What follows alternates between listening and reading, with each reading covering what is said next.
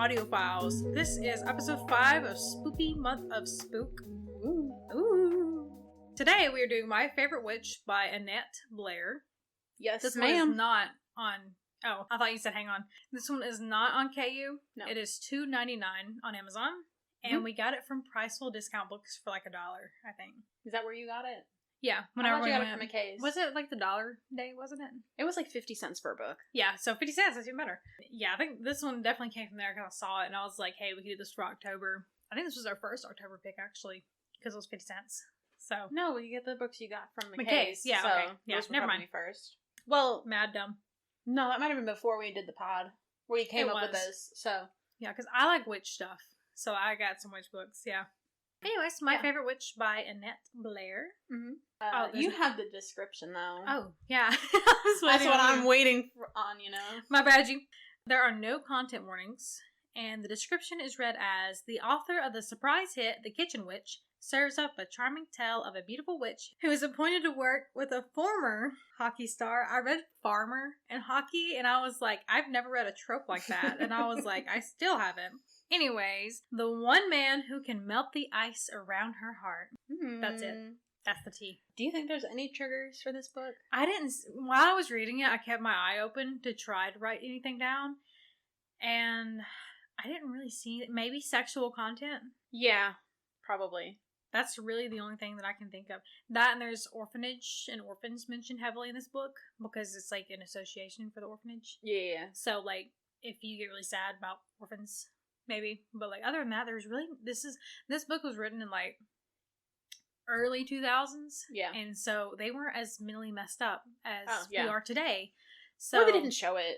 Yeah, they probably just didn't show it. Yeah. So, you know. Yeah. I really want to read an old-fashioned smut book. We have to do that. We have to do that next year. We Anyways. Sorry.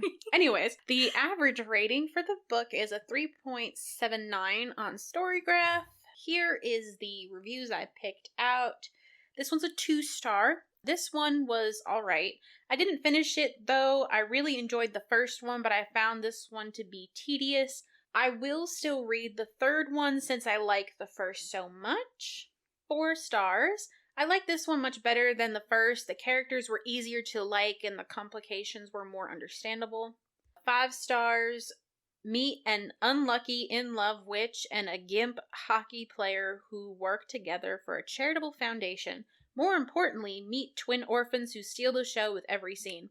I know this was supposed to be a funny romance, but I fell in love with the boys. There's a whole pack of orphan boys that the main characters work with, and each one is absolutely.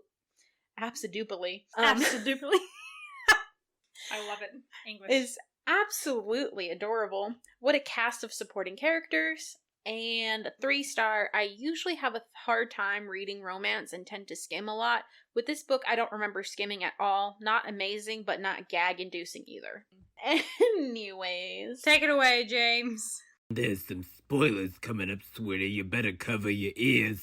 So, like, scheming grandma had her grandson, who busted his knee playing hockey, come home, but conveniently forgot to mention the witch that she has living with her and working for her. Yeah. As like a coordinator of sorts is kind of the vibe I got from her. She's like an event coordinator. Yeah, pretty much. Quarterator. Whoa. Corduroy. Yep. But yeah, so like they lived together basically because like it was like an apartment.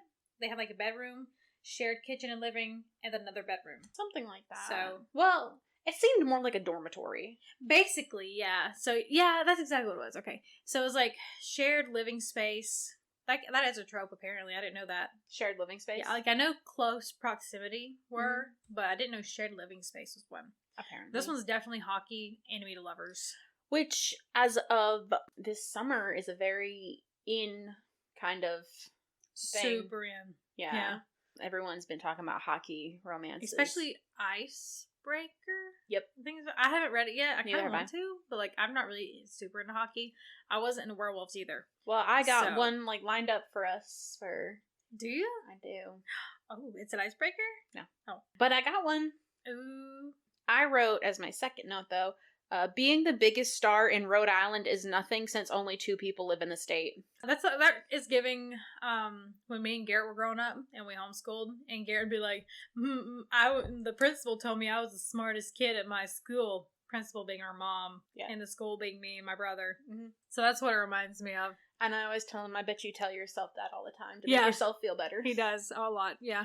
Anytime I say anything funny, he's kind of like, why are you funnier than me? I don't like it. So he admits I'm funnier than him. Aw, that's so nice. Thank you. I wrote down, made Charlie look like he kept a cocktail Frank in his pants, which pretty much defined the sex. Because that's what was the witch's name? Kira. So that's what Kira said about her ex-husband. Was it husband or boyfriend? Her ex, definitely. And it was like he had a cocktail Frank in his pants, talking about his weenie. Yeah. Yeah. Yeah. I don't remember what happened in the context, but I thought that was really funny, so I just wrote down that sentence. I remember that now that I think about it.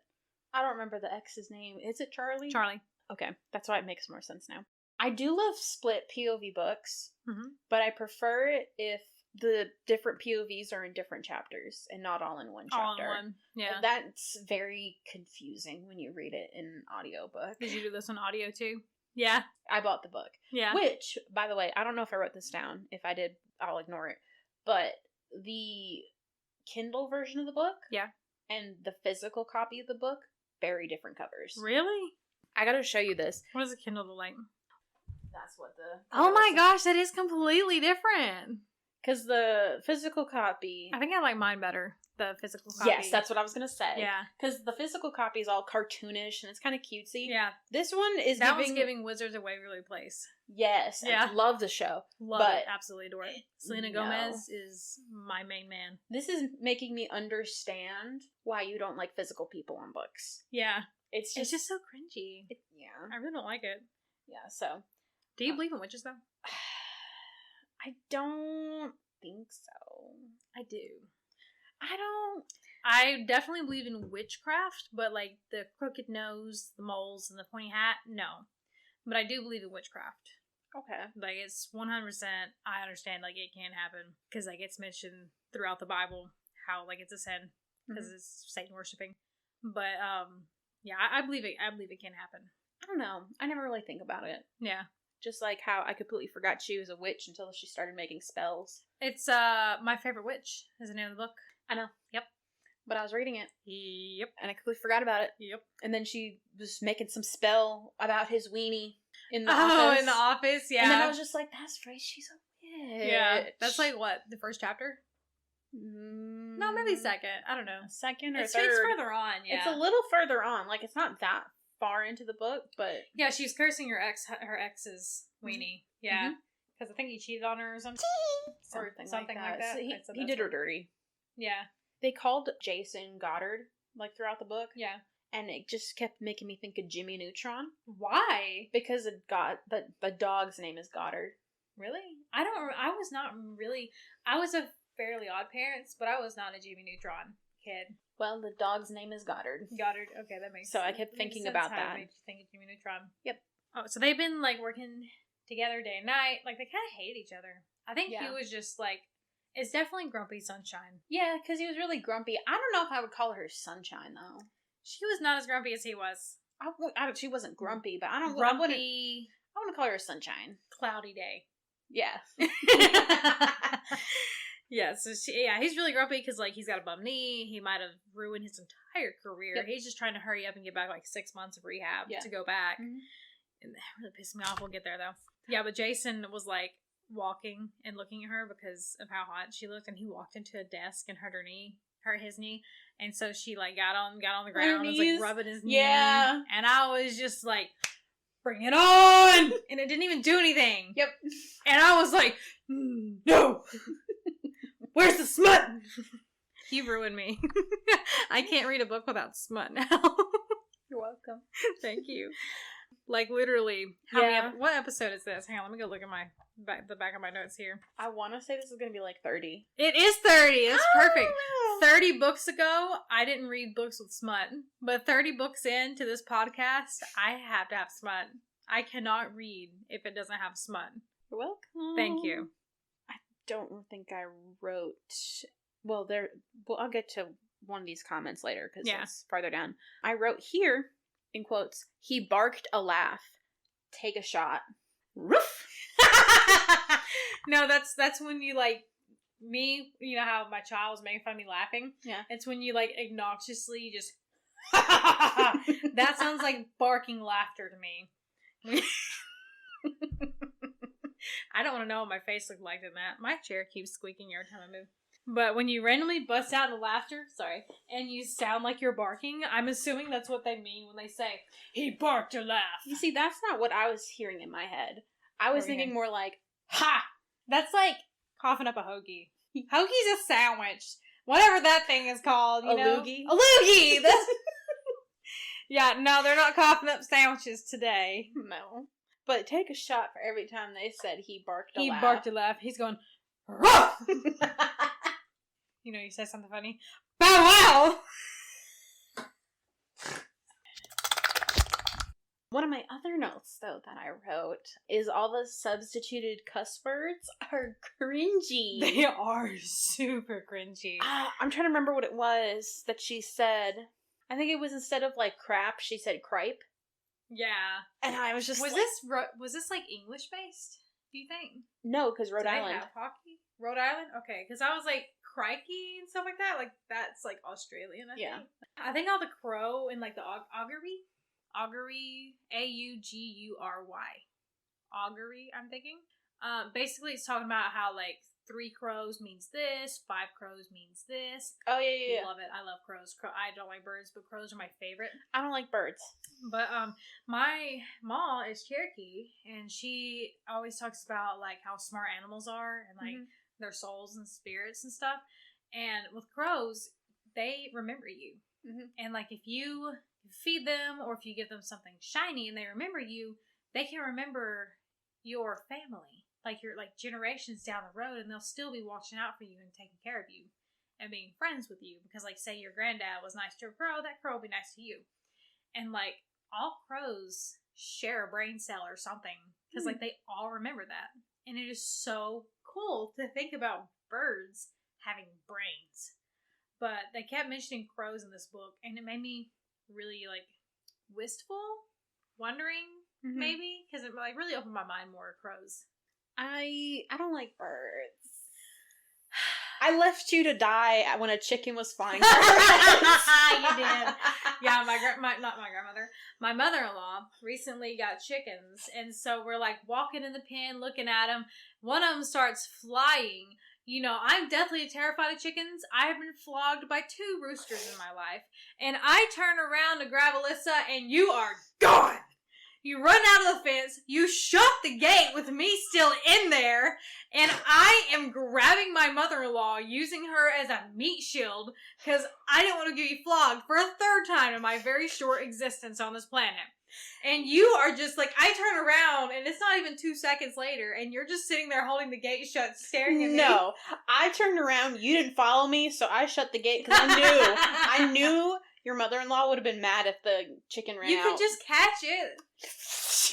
No. Well, apparently chickens can fly. Everything I've ever heard saying chickens can't fly. Oops. News to us. No, they can't fly. Not very well, but they can come up to eye level, and we're short queens. So. It was so scary. It was terrifying. And they got mad because like another chicken got close to it. And I'm like, bruh, you literally share a pen. Like a 6x3 pen. Like you're usually together. It's so weird that they decided to attack each other. Yeah, birds suck. But all the crows in this book kept making me think about the Dead Romantics. Yeah, I know. I love crows so much. Like, they're just, like, spooky, you know? Like, there's a lot of Halloween books that we've read actually have crows in them. I think so. Yeah, if not all of them, then most of them. Mm-hmm. Did you like it when Jason was jealous over Kira? It was kind of like a sweet. Yeah, I know. I like it when people get jealous. I don't know why. Aww. Well, not people, just men over you. Yeah. Yeah. Kind of sweet. Yeah, at least he wasn't, like, Billy. Very barbaric about it. No, he was very quiet. Like, like just simmering, angry kind of deal. He wasn't, like, a douche. Yeah. Can I say that? I don't view that as an ugly word, do you? Yeah, no. Okay. Oh, I wrote, the first teasing smut scene was weird. Who knuckles a man's junk? I imagine her knocking on a door. Hey, I'm gonna knock on wood.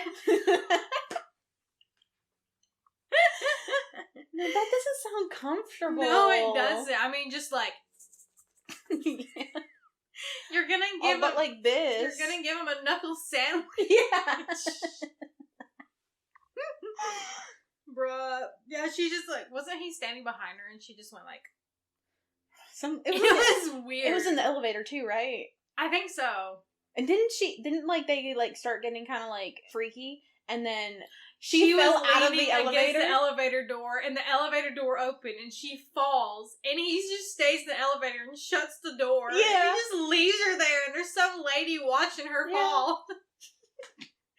Honestly, nice. I probably wouldn't talk to him ever again. She was mad over that for a Oh, while. yeah, I would be. I would have been too, yeah, because how embarrassing to fall out of an elevator, and he's just like, well, bye. Yeah. He's like, I couldn't be seen with you, or something like that. Or something or weird. just like, I didn't want everyone else to know, or whatever it was. Yeah, So she's like that. We ride an elevator together? yeah. Yeah. It was so weird. Oh, then, like, she went out with Billy, which is, like, the playboy rich guy that she's basically dating, so he'll give money to the orphanage kind of deal. Yeah. Yeah. And so, like, Jason was, like, walking and, like, listening at her door to see if she came home. Well, then she came home. And he was standing there, and he was like, if I let go, because he was in her room. Yeah. And so he snuck out and had shut the door and was holding the doorknob when she opened the other door. Because there's, like, multiple doors in and out. Mm-hmm. And he's like, if I let go of the doorknob and it turns, she's going to know. Yeah. So then he sat on the floor holding the doorknob. I don't know exactly how long it was, but he was afraid to move because he was like, if she hears me creaking across the floor or letting go of the doorknob, then she's going to know that I've been sitting here listening to her. And he was like, the longer it goes on, the worse it's going to be when she finds out about it. And I was laughing. That's so awkward. Yeah, I know. I'm like, could you imagine? Why couldn't he have just closed the door when he heard her key go in, though? It just... let go of it when he turned her... Well, like, she was turning the key while he was in the room, I think. And so he kind of ran. He sat there. She's like listening to TV. She knew. She said, like, something come up later. Or he, like, assumed she knew. Something about that. I don't know. Something like that, yeah. It's been a minute. Oh, and it kept making me mad because he kept, like, getting mad, like, or upset or whatever because she was wearing black. He's like, you're covering up your true self with those dark colors. And I'm like, we're both wearing black. Like, full on black because I got black pants and black I'm wearing, t-shirt. like, half black. I'm only black from the waist down. No, but, like, why does he care so much about what color? Yeah, I thought that was kind of annoying. Yeah. Like, let her wear what she wants to wear. Yeah. But, I mean, she did end up liking other colors. And she has a favorite color. I think it was, like, teal or something. I think it was. I think it reminded me because my mom's favorite color is teal. Yeah, it was something along the lines of, like, he kept, like, saying that was darkening her true self. And then she was wearing teal pajamas, and he loved them because they were see-through. Ew. Yeah. I think that was, like, when the, like, first, like, somewhat smutty, or the second somewhat smutty thing happened. Bro, if Jason and Kira don't shack up and adopt those kids, Zane and Travis, suing. Oh, me too. Suing. I was just like, damn. Wait, no, where did I write this? I wrote that somewhere. I think I wrote down maybe I wrote it down on my phone and I just didn't transfer it over. But I was like, man, they better adopt these boys. They did at the end, didn't they? They did. They did, okay. Because I was like, man, this is like halfway through the book, and I was like, they gotta do it. This is like after we first met them. Yeah. No, I was like, they have to. Yeah. Writing critiques. The chapter breaks aren't good. No. They just float into, like, the next chapter. Or not the next chapter, like, literally into the same scene. Mm-hmm. I don't remember which book it was. If it was Your Coffin or Mine, or if it was One Life Gives You Vampires. But one of them did the same thing, where it was just like, here's a page break. And then it's literally the same scene. Yeah. And I didn't like that. Bruh, is Grandma Hazard selling sex for the orphanage fundraiser? Oh, with all the hockey men? Yeah. Dates. Was it dates or? It was dates. I mean, a date could lead. A date could lead to sex. Personally, I'm not a sex on a first dater, but neither am I. No, some of these guys. But yeah, I mean, she told Kira she'd bankroll her, so Kira could bet on Jason as much as she wanted, and as long as she was the one bringing him home. And I said, "Kinky Grandma." Mm-hmm. She wanted it from the start. Yeah, you know, Grandma maneuvered this. You know she maneuvered this. Mm-hmm. Oh, I did laugh. Make Jason her sex slave. Yeah, I know. I was like, hey, that's why I started thinking, like, is this, like, are they selling sex because like she was like, I want to make you a sex name. I think it's because they already had sexual tension. No, it would be like celebrity dates. Yeah. Like, auctioning off like Oh, celebrity they were dates. also like, this is my ideal date. This is what we'll do. Yeah. And they got to bed. Okay. Jason gave Kira a wrapped present, and she asked, "Is it breakable?" And he said no, so she threw it at him. I don't remember that. Oh, she hit him with it. She didn't throw it at him, but that made me really happy. What, that she threw it at him? That she hit him with it. Yeah. Yeah. She's like, is it breakable? And he said no. And she's like, BAM! Because that's something I feel like I thought he just left the present in her place and then didn't talk to her. No, he gave it to her. That's not how I remember it. Well, I wrote it down, so this is facts. That's not how I remember it. I remember it. Tell your brain it's dumb. I mean, that's true, but I thought she was planning on leaving, wasn't she? Or he was leaving. He was leaving, and then... Yeah, he was leaving. Yeah, she got him a present. No, he got her a present, and he left it for her, and then left. Well, then why did I write down she hit him with it? I am pretty sure that she hit him with it. What if she hit him with it, and then later he put it where she would get it later? I don't remember her hitting him with anything, though. Listen, she can be a girl queen if she wants to be. Yeah, but I don't remember that. That's not how I remember it. I remember he got her a present. Or what, did she get him a present and she left it for him? Yeah, maybe. Someone left was a present. I don't remember. That was going to be my next question. Or a scarf or something. If it was socks and a scarf, it was for her. Because she never dressed warm. He got her a scarf for a jacket. I don't know. Anyways, so when he said, "You're turning my pecker into one happy camper looking for a place to park," I said, "Bro, what?" That was my note. Because I'm like, and I really don't like the way where he's, what do you refer to as PPS? Harvey. Yeah. He kept calling his wank Harvey, saying, Harvey wants to come out to play.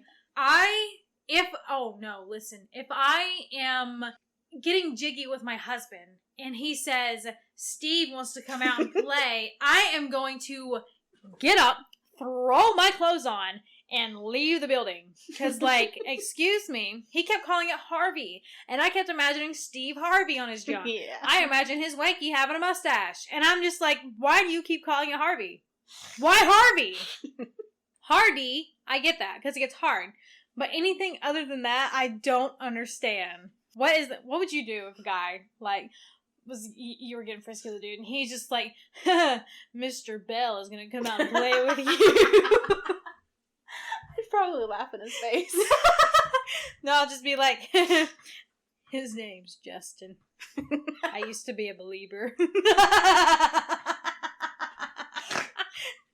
No, bro, I can't. Guys who name their body parts, not for me, sis. I couldn't do it. That's like me saying Ashley and Veronica with a hug. What? Old Fuzzy Wuzzy down here needs some attention. Okay, I'm done being vulgar. On a somewhere in that realm. Damn, he got her to orgasm 33 times. Bruh, smut is 5 out of 5. It's sweet and not overbearing. Mm-hmm. Ew, I'm cringy. This book has worked a spell on me for sure, is what I wrote. Oh my gosh! Are you 5? Am I? I didn't even remember when I read this book, honestly. I remember lots of it, but I don't remember when. This was fairly recent. This book has worked a spell on me for sure. Oh my god, I was reading this book and it was just so good and it worked a spell on me for sure. Make that the clip that we put on Instagram. No, please don't.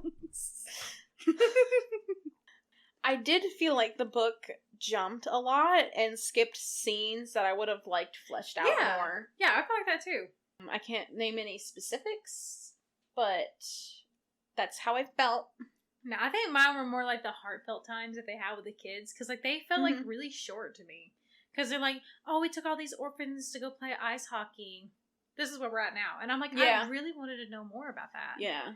All their different personalities and stuff. Which is, granted, it probably is really hard to come up with, 20-something different personalities. Which you don't have to. Yeah, with a bunch of orphan kids. But, the 2 boys that they were or they ended up adopting. And Zane and Travis. Yeah.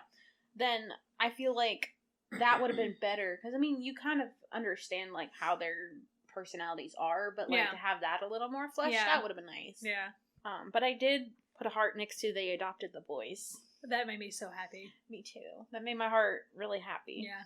Oh, and they were at like the charity event, and like Jason and Kira were dancing, and then they fell into the pool. It's funny, but then Jason, like, he was on a reality show, like a kissing reality show, and so he doesn't like kissing, and so they've never kissed. Out of all the things that they did, kissing was not one of them because it like mentally messed him up from it.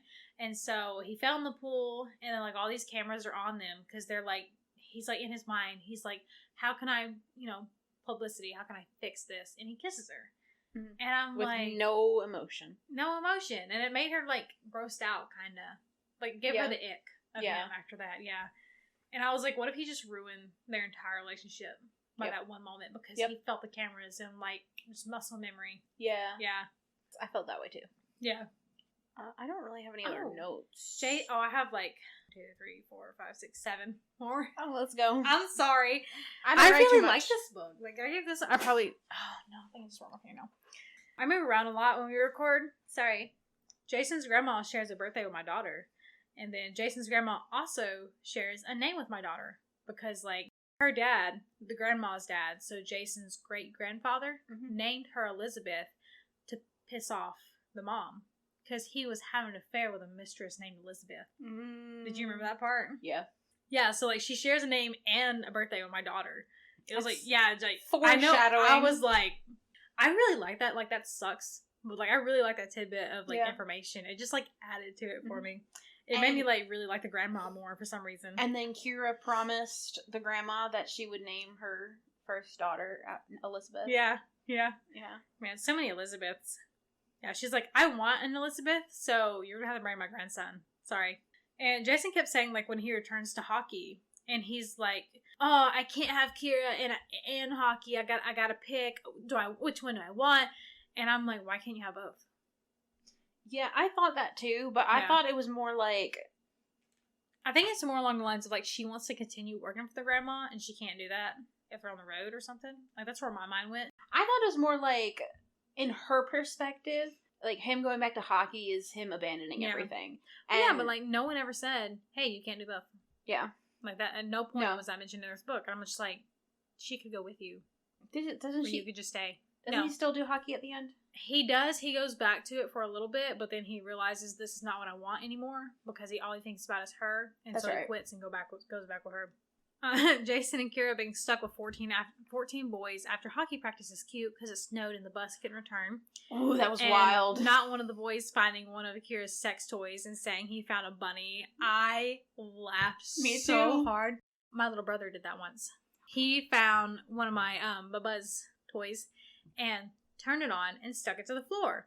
Keep in mind, I still live with my dad and he has hardwood floors, so the entire house heard that.